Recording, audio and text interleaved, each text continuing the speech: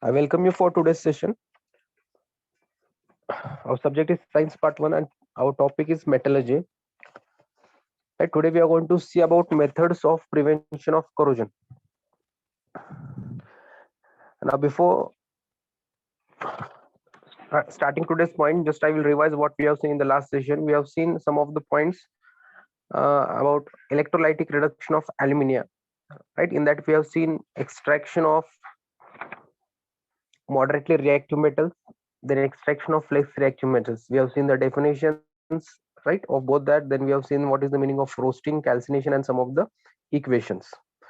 Then further we have seen about how the metals are refined, that is refining of metals. In that we have seen different points, that what are the different methods of refining of metals. And the last point we have seen about corrosion of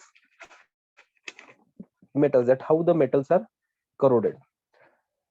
Right, today we are going to see about some of the methods of prevention of corrosion, right, that how corrosion can be prevented. So you can open your textbook and you can keep in front of you so I can start the point. Now you can see in the slide, right, in the last bit we have seen about how the corrosion can be prevented. The simple methods were there by painting, by greasing, oiling, etc.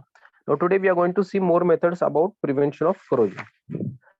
Now see, corrosion can be prevented by putting a layer of non-corrodable metal on a corrodable metal, and this can be done in many ways.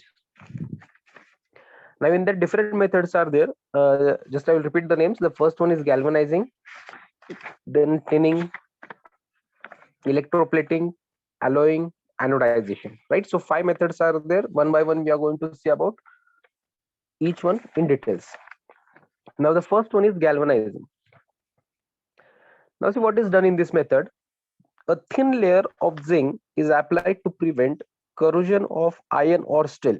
So galvanizing means what? In this method, a thin layer of zinc is applied to prevent corrosion of iron or steel. Means if the metal is iron or steel, the layer of zinc can be applied to prevent the corrosion. So examples are given.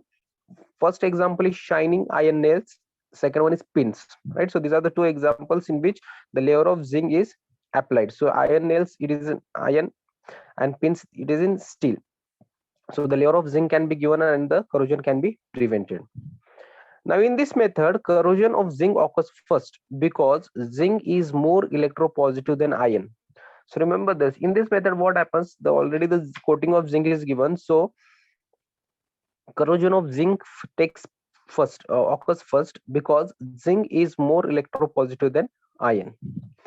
After a few rainy season, the zinc layer goes away and the inner iron gets exposed. So what happens when it comes in contact with the water, the zinc layer goes away and the inner iron what is there, it gets exposed, and then after that iron also starts rusting. So when the upper layer of zinc is removed, right, when it comes in contact with the water, what happens, the iron starts rusting.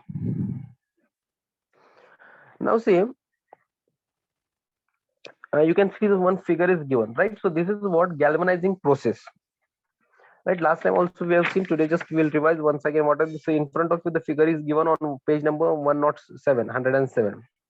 Now see how it process takes place. That is, first it is caustic cleaning, right? So these are the different steps through which the galvanization process takes place. The first step is caustic cleaning, then afterwards it is rinsing. The third step is pickling, again it is rinsing, then dipping in flux solution, drying the object. Then object is dipped in molten zinc, cooled and dried. So these are the steps in the galvanization process, right? So once again just I will repeat that. First step is caustic cleaning, second rinsing, pickling, again it is rinsed, then dipped in flux solution, drying the object is dipped in molten zinc, cooled, dried, etc. Right, so this is the first method of prevention of corrosion, that is galvanizing. In short, remember the galvanizing means what? In this method, a thin layer of zinc is applied to prevent corrosion of iron or steel. So examples are given. The first example is shining iron nails and the second example is pin. Clear? Now we will move on the second method. So just you can see in front of you one figure is given, so how the galvanization process takes place. So see here, the rusting of iron can be prevented by coating the surface of iron or steel by zinc. So you can see the surface of iron is there, so which is shown with the black color, and below that the zinc coating is given, so which is shown with the silver color. So in this way, what we can do, we can give the coating of zinc on the iron nails. Now second method is tinning. Right, so remember the definitions of each and every method. Now first we have seen about galvanization, now we'll see about tinning. Now in this method, a layer of molten tin is deposited on metals. Now here what is done, the layer of molten tin is deposited on the metals, and we call this as kali. What we call this as kali. So what it means, a greenish layer forms on the surface of copper or brass vessel, and this greenish layer is poisonous, right? Maybe in the last yesterday we have seen that how the silver articles becomes black in color, right, and copper articles turns greenish in color. So this is about same. So what happens here, a greenish layer forms on the surface of copper or brass vessel, and whatever this greenish layer is, it is very poisonous. So to avoid that, what is done, a layer of molten tin is deposited on the metals. Now see what is the example given. If buttermilk or curry is placed in such a vessel, it gets spoiled, right? So what is done, if the buttermilk or curry, if it is placed in such vessel, that is a greenish copper vessel, then there are chances that it may get spoiled. So tinning is done to prevent all such damages. To so avoid this spoiling, what is done, the tinning is done on the metals to avoid this spoiling. So this is about tinning. So just once again I will repeat what is the meaning of tinning.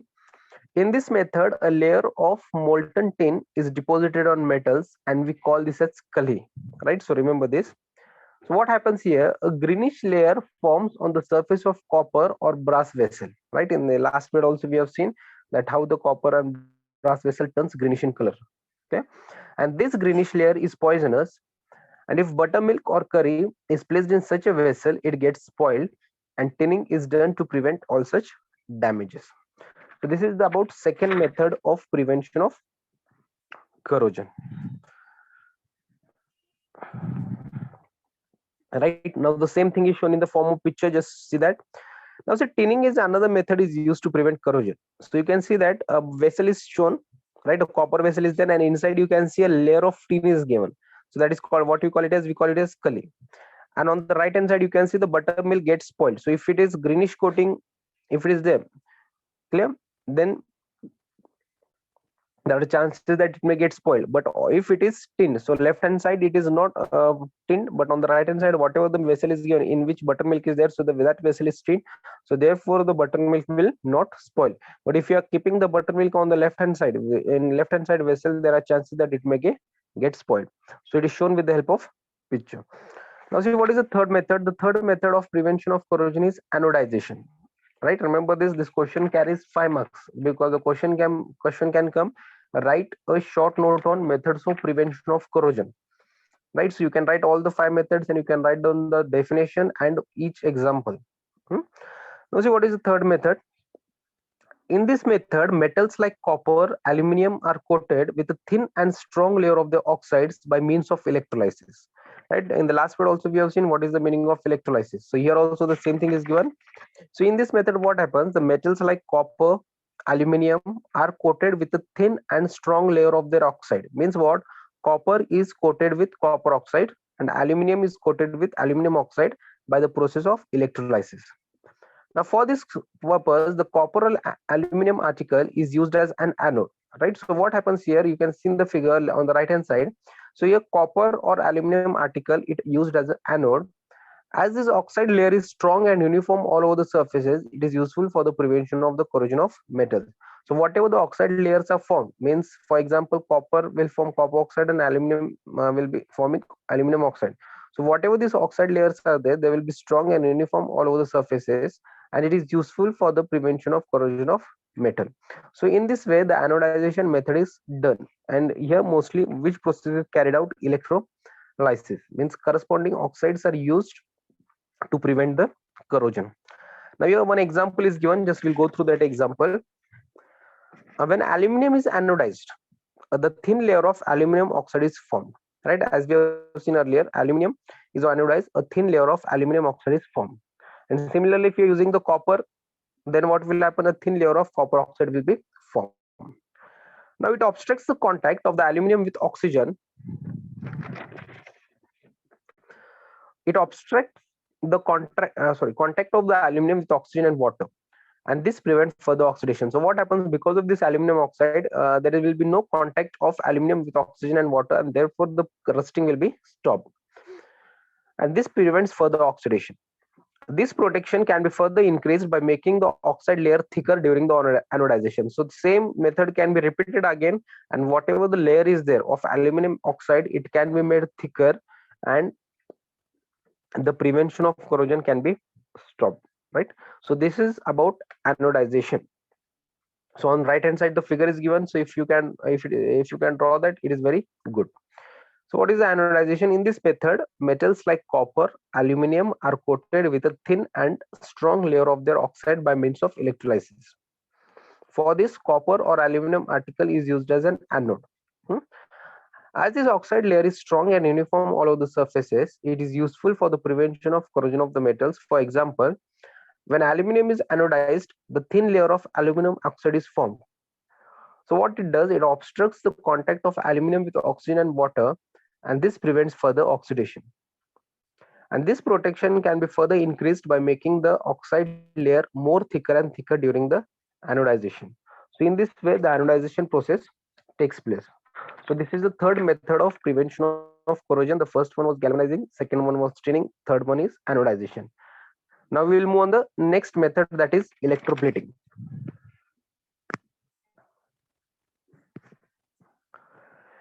Right now, before moving that, just one more, some pictures are given, means with the help of that we can understand more. Now see how the anodization is. On the left hand you can see the film of oxide, that is copper oxide and aluminum oxide, it is given. So one statue is shown there, so that is an aluminum article, and on the left hand side one copper strip is there. So electrolysis means what? The oxide films protects the metal surface from further oxidation. Now in front of you one figure is given on page number 107, 107. The same thing is there, so you can see anode is given, right? So here, which are the anodes, copper or aluminum? So in both are used as an anode, and on the right hand side cathode is there, which is connected with the battery, right? And in that, which acid is there? Dilute sulfuric acid. So in this way the reaction process takes place with the help of dilute sulfuric acid and with the help of aluminum and copper. So when they comes in contact with each other, what happens? The corresponding aluminum oxide and copper oxide is formed.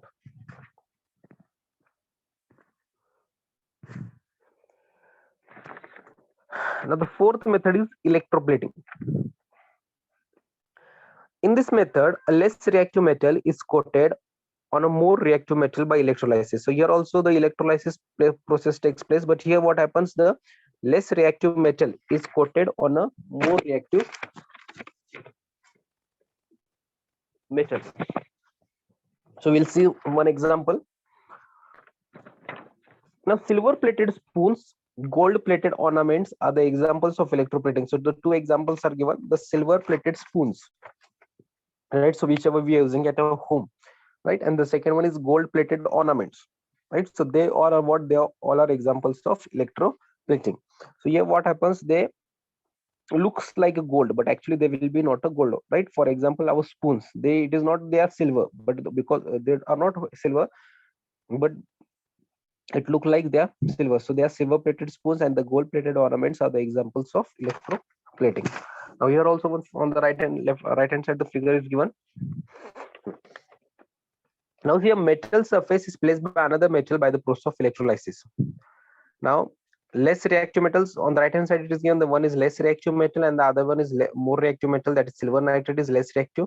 So both are connected with the battery and the reaction process takes place. So on the left hand side you can see the two examples are shown. One is silver plated spoons and the second one is on the top, it is shown gold plated ornament. So both are what? Both are the examples of electroplating, right? So this is about fourth method of prevention of corrosion. Now we will move on the last method, that is alloying, right? Maybe now onwards you have studied up to here we'll get more information that how the alloying process takes place. Now, the majority of the metallic substances used presently are in the form of alloys, right? Alloys means what? It is a mixture, right? Homogeneous mixture. So we'll see the definition of that. So the main intention behind this is to decrease the intensity of corrosion of metals. Why the alloying is done? That to decrease the intensity of corrosion of metal. So that is the main aim behind the alloying, right? Because now up to now we have seen four methods. There also we have seen that by using that method we can avoid the prevention of corrosion. So in the same way, alloying is also used to prevent the corrosion. Now, so what is the definition? So you can underline that if you have textbook in front of you. The homogeneous mixture formed by mixing a metal with another metal or a non-metal in certain proportion is called an alloy, right? So what is the example given?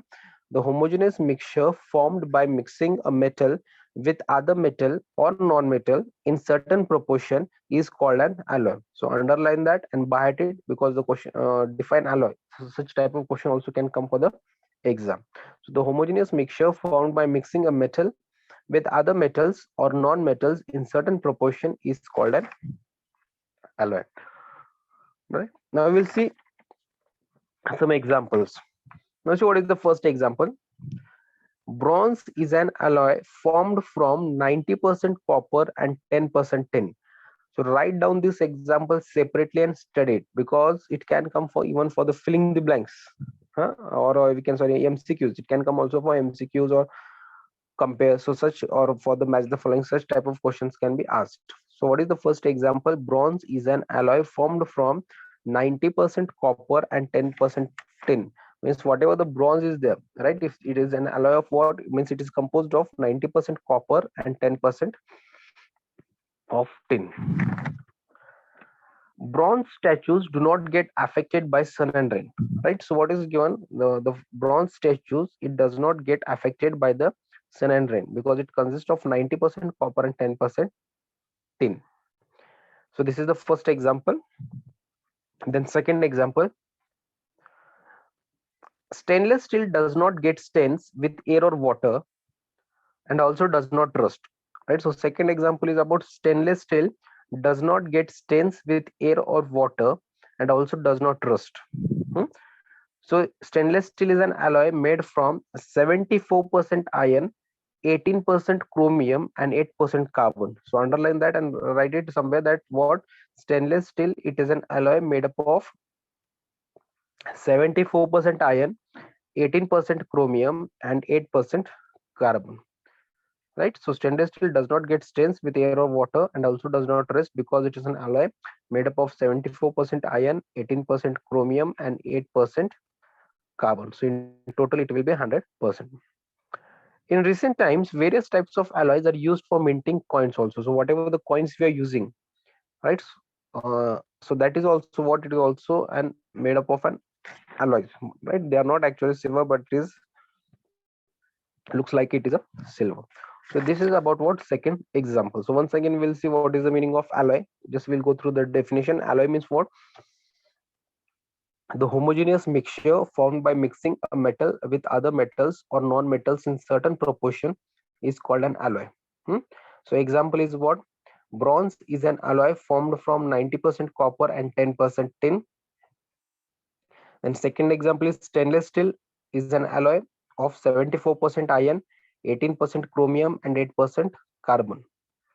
And the stainless steel does not get stained with air or water. And the third example is given. In recent times, various types of alloys are used for even minting the coin also. Now, apart from that, we'll see more examples that how the process of alloying takes place.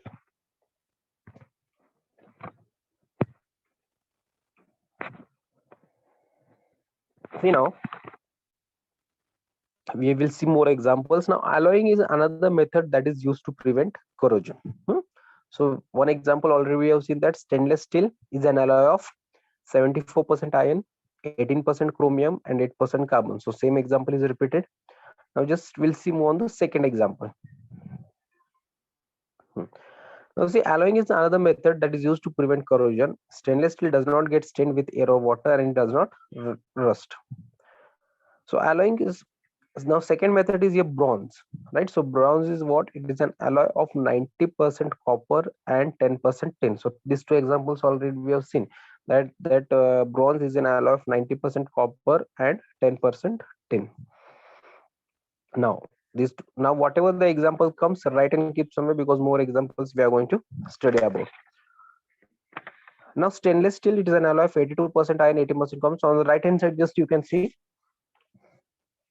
amalgam, right? So amalgam is in what? It is an alloy of sodium and mercury, right? Amalgam is in what? It is an alloy of sodium and mercury. Just you can see on the behind one in bracket, it will be given that when one of the metal is an alloy is mercury, the alloy is called as amalgam, right? So out of any metals, if one of the metal is in an alloy is mercury, then the alloy is called as what? Amalgam. So you can see there on the right hand side that amalgam is what? It is an alloy of sodium and mercury, because their mercury is present, so it is called as what? Amalgam. So two examples are given here. One is sodium amalgam and the second one is zinc amalgam. Hmm? Sodium and zinc amalgam, these are the two examples. Now see, silver amalgam was earlier used by dentists, and gold amalgam is used for extraction of gold. So these are the two examples are given. The first one is what? Silver amalgam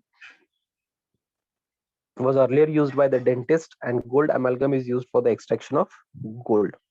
Right. So along with that, we'll see more examples, because below that two questions are asked. Hmm? Now see on the left hand side, then next example is shoulder. Right, the shoulder have low melting point, and shouldering, it is used for what? It is used for or welding of electric wires. So it is an what? It is an alloy of lead and tin, right? So remember that shoulder is, it is an alloy of lead and tin. So soldering it has very low melting point and is used for what? Soldering or welding of electric wires. Then on the right hand side, we can see brass, right? So brass is what? It is strong, it is malleable. So these are the properties of that. Brass is a strong metal and it is a malleable, and brass is an alloy of copper and zinc, right? So here we have not got the so just we have written that brass is an alloy of copper and zinc. And on the right hand side, we can see for what purpose the brass is used. It is used for the cooking vessels. Then along with it is used for the screws, small screws, whatever using. Then for nuts and bolts and for the ornament. So this, for this all purpose, the brass can be used because it is an alloy made up of copper and zinc. So it is used for cooking vessels, it is used for screws, it is used for nuts and bolts, and it is used for the ornaments, right? So these are the third examples. You can write and keep somewhere, because in textbook only two examples are given. We are just looking more examples. The next one is manganese steel. So manganese steel is what? It is a very tough alloy, right? What is the property of manganese steel? It is a very tough alloy. It is used for rock drills. So on the right hand side, the figure is shown. It is used for the rock drills.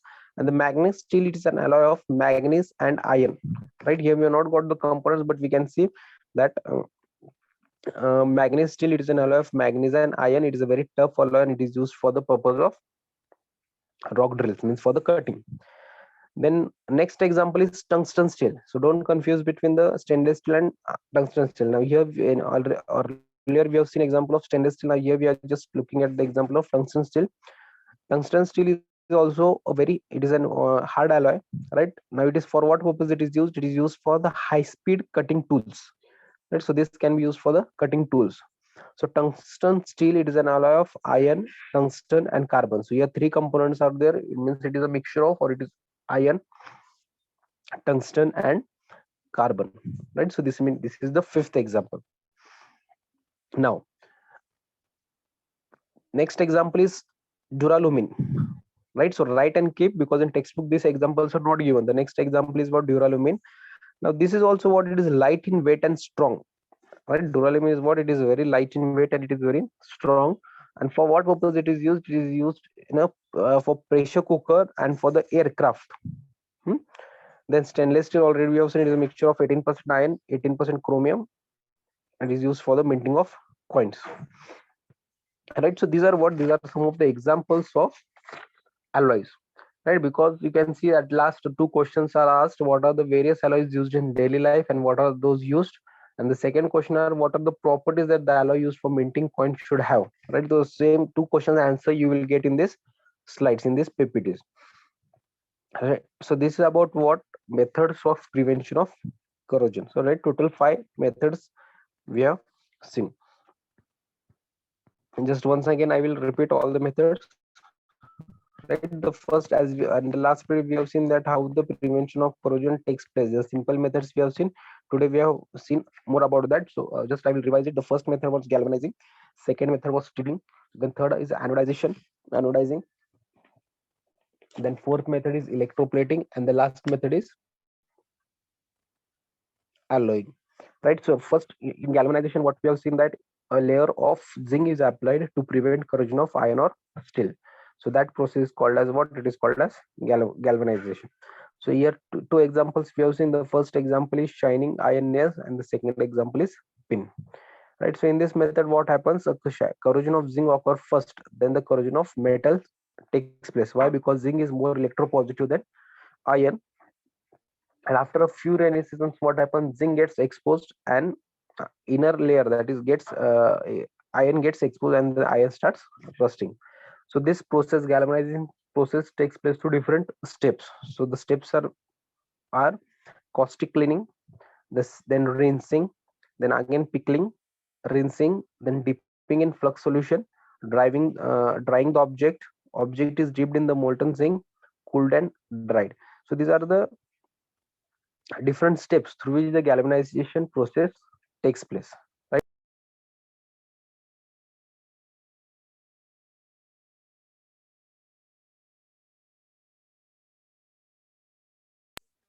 So the first one is caustic.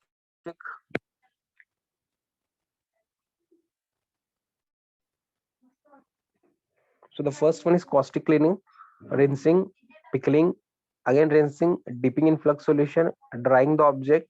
Object is dipped in molten zinc, cooled and dried. Right. So the same thing, it is shown with the help of the picture. You can see the iron nail is there, right? Surface of iron, and on that you can see the coating of zinc is given. So that is called as what? Galvanization. Then second process is about tinning. So tinning means what? A layer of molten tin is deposited on metals, right? So tinning means what? A layer of molten tin, it is deposited on the metals, and we call this as what? It is called as clay, right? So what happens? A greenish layer which is forms on the surface of copper or brass vessel, and this greenish layer is very poisonous.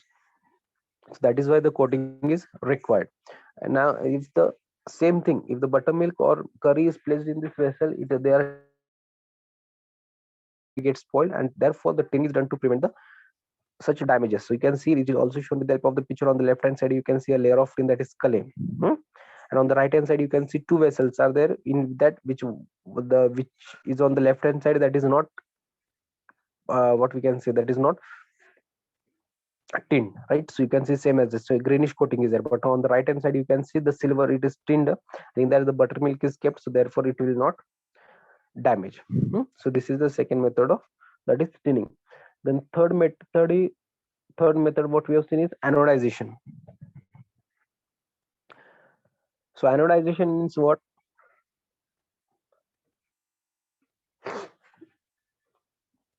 In this method, metals like copper, aluminum are coated with a thin and strong layer of their oxides by means of electrolysis. Means what? The copper is coated with copper oxide, and aluminum is coated with aluminum oxide. So the oxides are used of the corresponding metals. So anodization means what? In this method, metals like copper or aluminum are coated with a thin and strong layer of their corresponding oxide by means of electrolysis. So for this, the copper or aluminum articles is used as an anode, right? So in figure you can see whatever the copper and aluminum articles are there, they used as an anode. As this oxide layer is strong and uniform all over the surface, it is useful for prevention of corrosion of metals. So whatever this oxide layer is there, it is very strong and uniform all over the surfaces. Means whatever the metal is there, it is useful for the prevention of corrosion of metals. Now here also two examples are given. The first example is what? Of aluminum. So when aluminum is anodized, the thin layer of aluminum oxide is formed, right? Because we have seen that aluminum and copper, it acts as articles is used as anode. So when aluminum is oxidized or anodized, the thin layer of aluminum oxide is formed. In the same way, when copper is anodized, a thin layer of copper oxide is formed. Now what happens after anodization? It obstructs the contact of the aluminum with oxygen and water, so it stops the contact of aluminum with the air and water. Oxygen means air and water, and this prevents the further oxidation, so therefore it will stop corrosion, right? Because they will not come in contact with the air and water, and the further process will stop. And this protection can be further increased by making the oxide layer thicker during the anodization. So the same process method can be repeated once, twice, thrice, and what we can do, whatever the oxide layer is there, it can be made thicker and thicker by doing the same process, that is anodization, right? So these are the two examples given, aluminum, and the second one is of copper, right? So you can see in the figure the two articles are shown. On the left hand side copper and the aluminum is there. So the thin film of oxides is applied on the copper and aluminum, right? On the right hand side you can see the anode is there, and the cathode. So dilute sulfuric acid is used here to continue to complete the process. The reaction takes place between them and the corresponding oxide is formed. And the next one is electroplating, which is very important and when we see so many times. In this method what happens, a less reactive metal is coated with a on a more reactive metal by process of electrolysis. So in short, what is electroplating means, what a less reactive metal is coated by the more reactive metal, and this process is called as what it is called as electrolysis. So two examples are given. The first example is of silver plated spoons, and the second example is of gold plated ornaments, right? So they look like a silver and gold, but actually they are not silver and gold, so they are electroplated, right? So they are what electroplated means, one less reactive metal is coated on more reactive metal, right? So the examples on left hand side you can see the examples what we have seen, on the right hand side how the process takes place. So here the silver nitrate is what, it is less reactive metal. And the last method we have seen about alloying. So majority of the metallic substances, what this method is used for presently, right? So the main intention behind this is to decrease the intensity of corrosion of metals. So what is the definition of alloying? What we have seen, the homogeneous mixture formed by mixing a metal with other metals or non-metals in certain proportion is called as what, it is called an alloy, right? So remember the definition, the homogeneous mixture formed by mixing a metal with other metals or non-metals in certain proportion is called an alloy. So the two examples are given here. The first example is of bronze, right? So bronze is an alloy of 90% copper and 10% tin, so remember that. Then second example we have seen about stainless steel. So bronze statue does not get affected by the sun and rain, means when they come, if they come in contact with the sun and the rain, they do not get affected. Then second example is of stainless steel that does not get stains with air or water, means when they comes in contact with air, that does not get any stains and also does not rust. Why? Because it is an alloy made from 70% iron, 18% chromium, and 8% carbon, right? So remember that in some of the slide it is not 8% carbon, but it is made up of 74% iron and 18% chromium and 8% carbon. And along with that, in recent times we have seen about coins also. Various types of alloys are used for minting coins. Now the same thing just we'll see in the form of picture what we have. So first one is what, alloy. So you can see the stainless steel. It is an alloy made up of 74% iron, 18% chromium, and 8% carbon. The next one is what, stainless steel does not get stained with air or water and does not rust. Then bronze is an alloy of 90% copper and 10% tin. Then third one is amalgam, right? So this is about amalgam. As we have seen, amalgam means what, when one of the metal is an alloy is mercury, then the alloy is called as amalgam. So remember the definition, when one of the metals in an alloy is mercury, then the alloy is called as amalgam. So on right hand side you can see that amalgam, what, it is an alloy of sodium and mercury. So one of the metal is what, mercury, so that is why they are called as amalgam. Now two examples are given here. One is sodium amalgam and the next one is zinc amalgam. These are the two examples of amalgam. So wherever it is used, silver amalgam was earlier used by the dentist. Remember that this can be asked for the MCQs. So silver amalgam was earlier used by the dentist, and the second one is gold amalgam is used for the extraction of gold, right? So two examples are given here. Now after that, so two questions were asked. We'll see more examples of the alloys. So what is, just we'll go through the questions. What are the various alloys used in daily life and where are those used? And the second one is, what are the properties that the alloy used for minting coin should have? So first, so just look at the some of the examples here. The first one is shouldering, right? So we'll see the properties, uses, and alloy. So what is the properties? Shoulder have a low melting point, right? The melting point of shoulder is very low. Then shouldering or welding of electric wires, it is used for that, and it is an alloy of what? Lead and tin. So write and keep that shoulder is an alloy of lead and tin. It has very low melting point. It is used for the welding or soldering of electric wires. The next we have seen about brass, right? So what are the properties? Brass is a very strong metal and it is a malleable, right? Brass is what? It is a very strong metal and it is malleable. So brass is an alloy of copper and zinc, means it is a mixture of what? Copper and zinc. And it is used for what? It is used for cooking vessels, right? So brass alloy, it can be used for the cooking vessels, then screws, then nuts and bolts, and the ornaments. So these are the examples which are given here, that for what purpose the brass can be used. So brass is a strong metal, it is a malleable.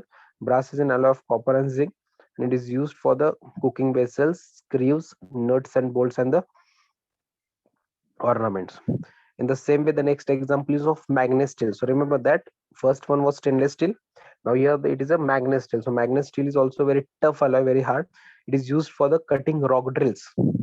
And it is an alloy of what? Manganese and iron. So remember that. So don't confuse between stainless steel, magnet steel, and tungsten steel. So magnet steel is very tough alloy. It is used for the rock drills, and it is an alloy of manganese and iron.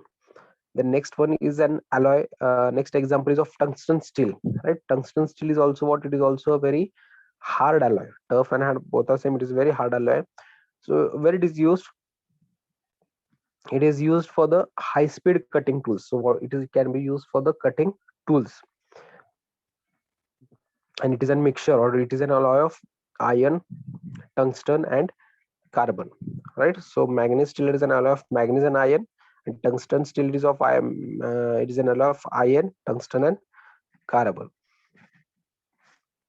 right? So these are the next example. The next example is duralumin. So duralumin is what? It is a light in weight and strong, right? This is also another method that is used to prevent corrosion. So light, it is what? It is light in weight and it is very strong, and this alloy is used in the pressure cooker and for the aircraft. Remember this, it is used for the pressure cooker and for the aircraft. And the stainless steel, already we have seen that stainless steel is alloy of iron, chromium, and carbon. 8% carbon, right? 82% iron, 18% chromium, and 8% carbon, right? So this is what about different methods of prevention of corrosion, right? So hope so all students have understood what is the different methods of prevention of corrosion. It is a very important question from the exam point of view. It can contains, it can be asked for the 5 marks, or it can be even asked for the 3 marks, right? That write a short note on prevention of corrosion, or write the different methods of prevention of corrosion. So you should able to write all the 5 methods, right? That first one starting from galvanizing. So don't write all the things. What is important? The definition and example, that should be there. Otherwise, just for 5 marks you cannot write all the only galvanizing. Otherwise, sometimes they can ask write 2 or 3 methods. So if it is asked in that way, you can write all the details, right? So the first one was galvanization. Then second one was stirring, third one was anodization, fourth one was electroplating, and the last one was alloying. In that, so many examples are given, so go through each and every example, because the such type of question can be asked for the MCQs, right? Or 1 marks question. Or otherwise, for the comparisons, the such type of questions can be asked, or for the match the following. So go through each and every point, study properly, and after that, whatever the exercise is given on the at last, right? So solve that. Already maybe you have solved that. Once again you can solve it, once again you can revise, and whatever the each and every question you have to by heart, right? First go through the lesson and read the lessons, and after reading the lesson only you can learn the question and answers which are given behind the textbooks. So then it will be easier for you to understand all the things. And you can write all the answers, you can understand, you can write in your own words. Okay, thank you, students. If any students have any doubts or any related to today's thing, you can ask.